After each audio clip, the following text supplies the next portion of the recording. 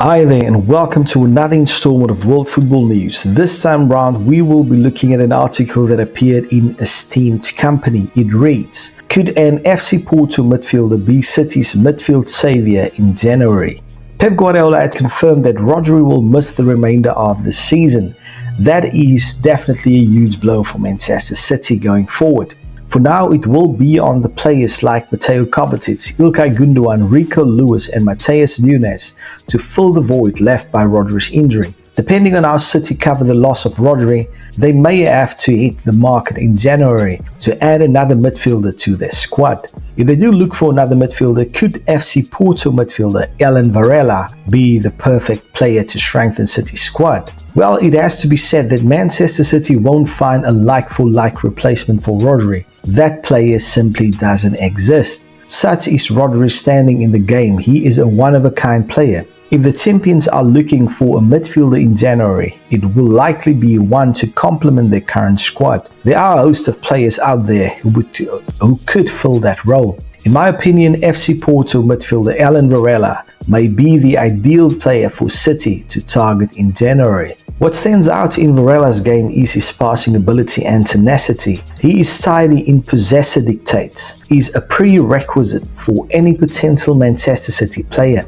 He often dictates the tempo in FC Porto's matches. Varela is also strong in a talent which greatly helps Porto defensively. His game looks to be one that would fit into the current Manchester City squad. Varela has shown at FC Porto just how good he is as a player. He's also only 23 years of age, with his best football still ahead of him. That is another box ticked for a potential City signing. Manchester City have been linked with an interest in Alan Varela previously. Portuguese publication Mais Football has previously reported on City's interest in the midfielder. It appears that City have long monitored the Argentinian midfielder.